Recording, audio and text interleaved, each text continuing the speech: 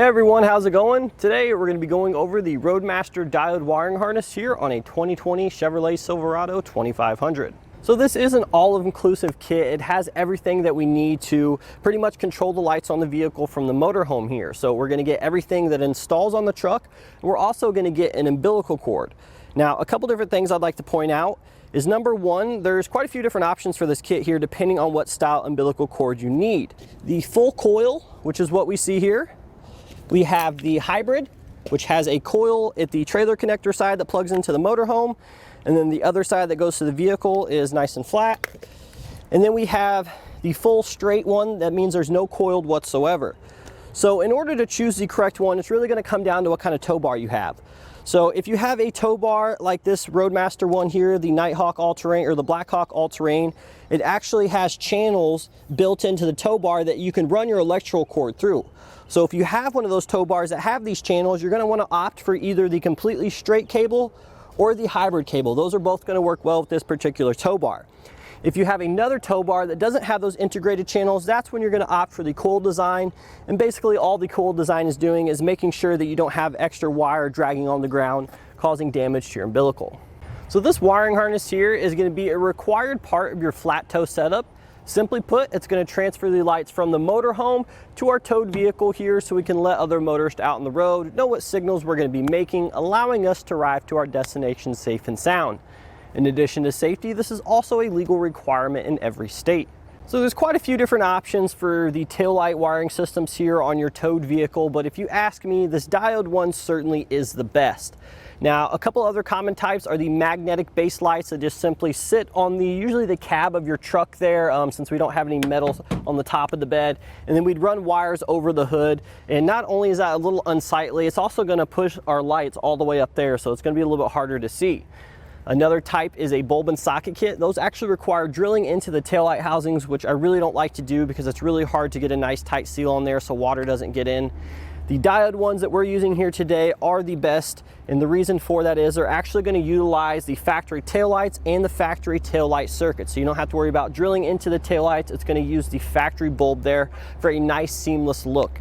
Now with the diodes, one concern that people have is that they're worried about electrical issues with the motorhome affecting their vehicle. And thankfully, due to those diodes, we're not going to have to worry about that because the diodes, actually what they do is they prevent the backflow of electricity. So we don't ever have to worry about an issue on the motorhome affecting the lights on our vehicle and vice versa.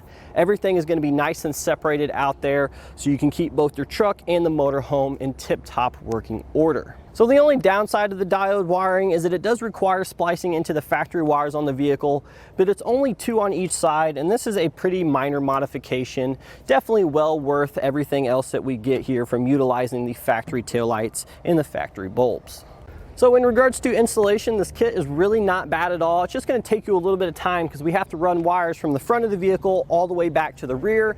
And then we do have to make a couple splices back there, as we said earlier, but thankfully, we've already went ahead and gone through all the testing, so we can tell you exactly what color wires you need to splice into, making the installation much simpler. Let's go ahead and walk you through that entire process step by step now. So the first step of our installation for the wiring, we're going to take our bundled loom here. I'm going to find a point on the front of the vehicle where we're going to be mounting our trailer connector. Ours is going to be over here on the passenger side. I'm going to take our wire and I'm going to tie it here to this location, giving ourselves a little bit of extra slack. And then we're going to take some time and run it to the rear of the vehicle where our taillights are. So we're going to go ahead and do that now. So we've got our wire ran to the rear here. The next thing we need to do is remove our taillights. So we're going to be taking a torque spit here, a T15 torque spit. We're going to be removing these 2 screws inside here that are holding our taillight to the body of the vehicle.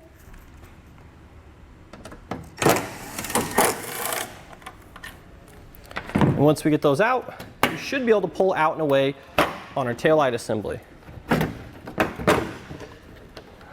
So once you get our taillight removed, we have a couple connections we need to remove from that. First one is going to be this little pigtail connector down here. So you're going to take a flathead screwdriver to push this red locking tab away. Some of them can be kind of hard to get, especially if the truck is real dusty in here. But you're just going to take some time. You can even do it with your fingernails sometime, depending on how new they are. We'll go ahead and just pry that away like so, and then we're going to be depressing that center tab there and pulling out and away. Now we have another connection at the top here So this is a little bayonet style fitting. You're just going to simply turn that and pull out in a way like so. So we've got this side out. Now we just need to do that same thing over on the other side. Now once you get your tail light out, we need to remove some of the wire loom here that's hiding the wires that we need to splice into. So it looks like there's an end of some electrical tape here. I'm just going to begin peeling back. That way we can get into our circuits here. The next thing you need to do is go ahead and test all these wires. Now thankfully we've already done that hard part for you, so you don't have to do any additional work. We'll go ahead and tell you what the colors are. So for the running light circuit, it's going to be this brown wire, not to be confused with the black wire. And then for the stop and turn signal circuit, it's going to be the green wire, and it's going to actually be the same on the other side as well. So these are the two circuits we're going to be splicing into. So now, once we have everything identified here, we're actually going to take that wiring harness that we routed to the vehicle earlier. I'm going to pull that up into the taillight pocket so we can start attaching our wires. So now we're going to take our wires here, begin making our connections. So first things first, I'm going to take that green and brown wire that we identified earlier. I'm going to go ahead and cut that in the middle here. Just like that. And now I'm going to strip some of the jacket off each of these 4 wires. So now we're going to take our brown and our yellow wire. I'm going to go ahead, I'm not going to cut that all the way off, but I am going to remove some of the extra slack we have. And then I'm going to strip back some jacket on these wires as well.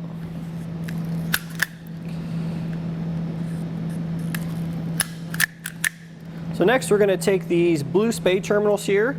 I'm going to attach them to the stop and turn signal circuit wires. So the green one coming from the plug, and the green one going to the front of the vehicle, and the yellow one coming from our wiring harness. So this part's pretty easy here. We just need to make sure that the outside of the diode goes to the light bulb. So we're going to be connecting that to the spade connector going to the plug on the vehicle. Then it doesn't matter which one of these goes where, just plug one of them into one side of the input and the other one into the other. Now we're going to work on the running light circuit, so I'm going to take another one of our blue spade terminals, attach it to this brown wire going to our connector, and then the other blue one is going to go to the other brown wire going to the front of the vehicle. And then we have our yellow spade terminal, which is going to go on this wire here.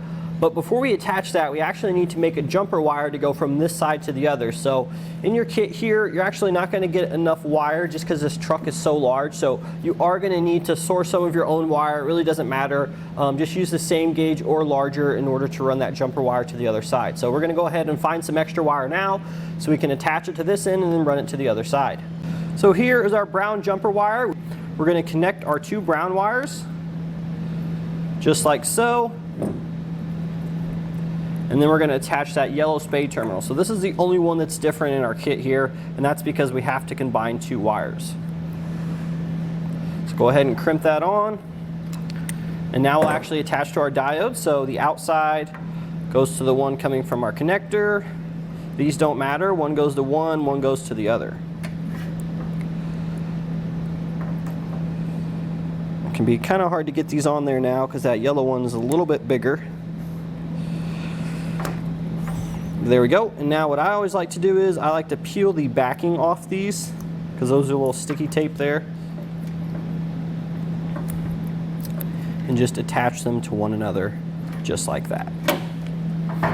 So next we're going to take our white ground wire. We're going to find a spot inside the taillight pocket to ground it here. I think up here will be good, so I'm going to go ahead and cut off some of that extra, and then I'm going to crimp on the ring terminal that comes in your kit just like that. Then we'll take the self-tapping screw that comes in your kit and go ahead and attach it.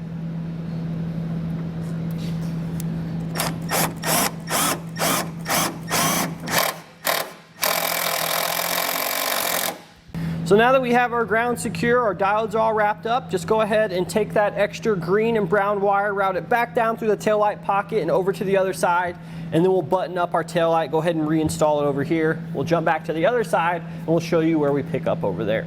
So we've got our green and brown wires routed over here to the passenger side. So what we're going to do is we're going to take that same green and brown wire that we identified on the other side.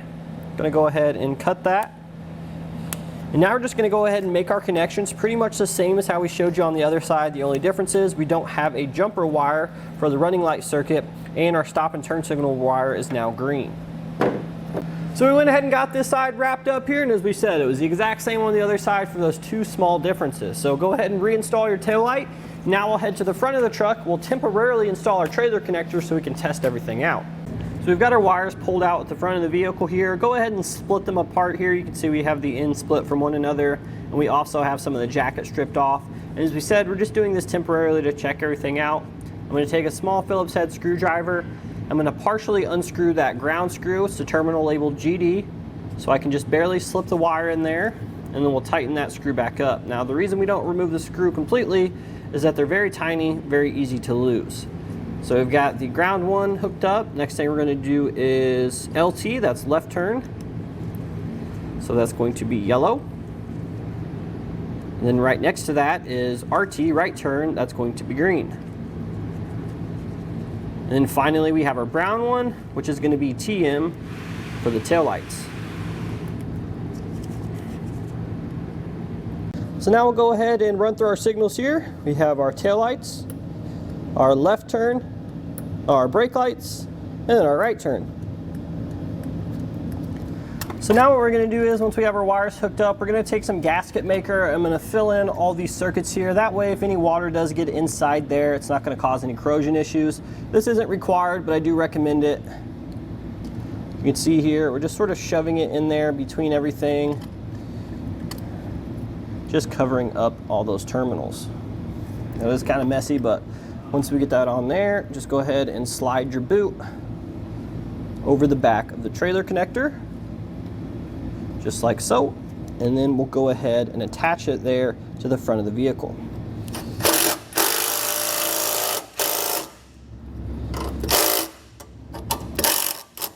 So now that we have the trailer connector installed, that's going to do it today for our look and installation of the Roadmaster Diode wiring harness here on our 2020 Chevrolet Silverado 2500.